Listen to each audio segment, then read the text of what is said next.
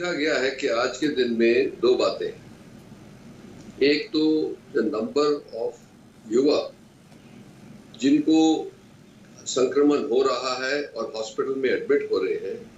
उनकी संख्या पिछली वेव से अब बढ़ गई है। जैसे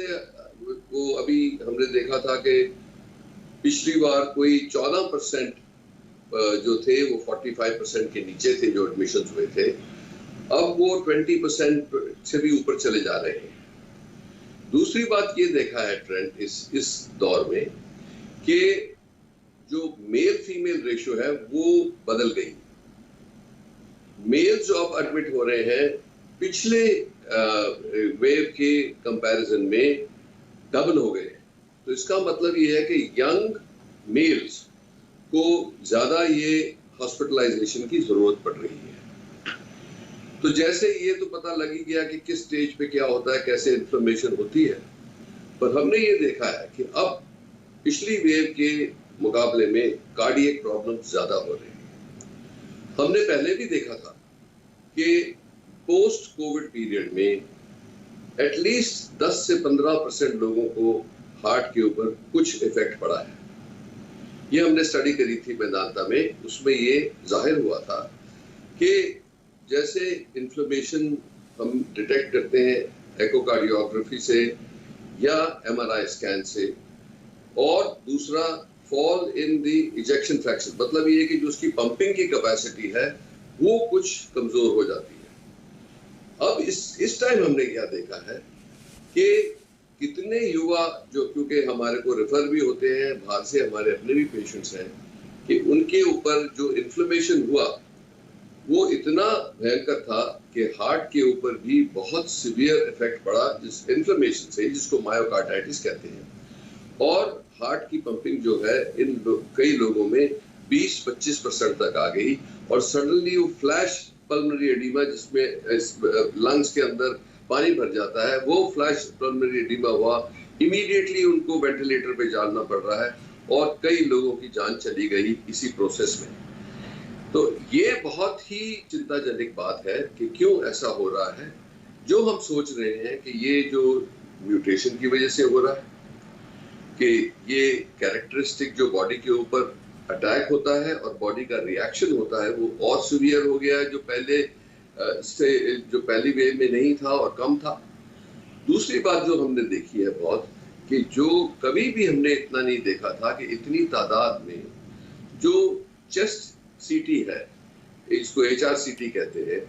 उसके अंदर जो proportion of damage to the lungs, जिसमें पैचेस दिखते हैं, बहुत सारे लोग देखे हैं यंग लोग, और एज कंपेयर टू ओल्डर जो बुजुर्ग हैं, उसमें से 22/25, 23/25, मतलब 80 to 90% affection of lungs by patches, ये बहुत कम दिखा था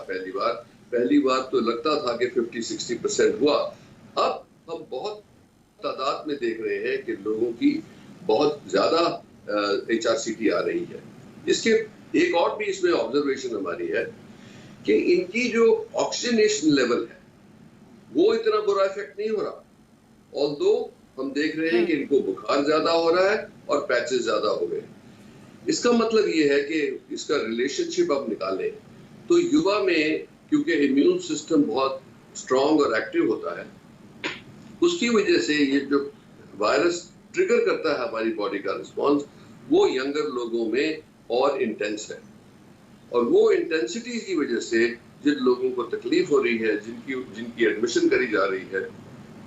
वो अभी मतलब ज्यादा तादाद में भी है और ज्यादा चिंताजनक भी है। इसीलिए मॉनिटरिंग जो हम कह रहे हैं कि दो बातें इसकी फिर निकलती हैं। एक तो युवा को बिल्कुल ये एहसास हो जाना चाहिए कि जो हम पहली बार सोच रहे थे कि यंग लोगों को ये इसका वायरस लगेगा भी तो बड़ा माइल्ड अटैक होगा, और इतने लोगों की इम्यून सिस्टम इतनी अच्छी है कि उनको होगा ही नहीं। ये बात जो है इस दौर में बदल गई है। बदलने का मतलब ये है कि ज्यादा से ज्यादा यंग लोगों को हो रहा है, और उसमें से एडमिशन भी प्रोपोर्शनली 14 से 20% प्लस हो गई है। तीसरी बात यह है कि इनको जो इन्फ्लेमेटरी रिस्पॉन्स जो आ रहा है वो मेल्स में फीमेल से ज्यादा है।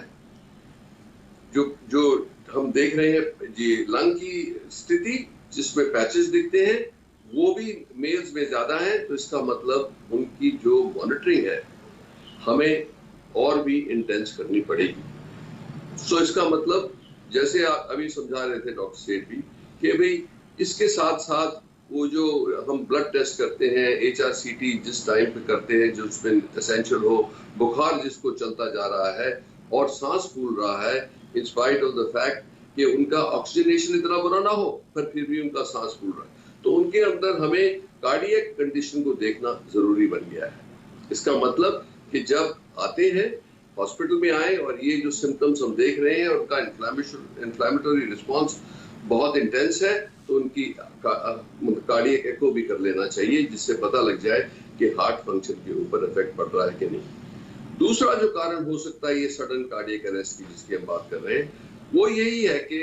इतना इंटेंस रिएक्शन हुआ और वो जो छोटी छोटी आर्टरीज जिसको माइक्रो एंजियोपैथी कहते हैं उसके अंदर ब्लड जम गया, क्लॉट्स बन गए ये कैपिलरीज में, और वो लंग्स को भी इफेक्ट हुआ, ऑक्सीजनेशन को भी इफेक्ट हुआ और हार्ट मसल को भी डैमेज होने लगा। तो ये बातों देखते हुए मैं आपको अपना एक्सपीरियंस बताता हूँ कि रोज ही 1-2 कॉल्स आएंगी हमें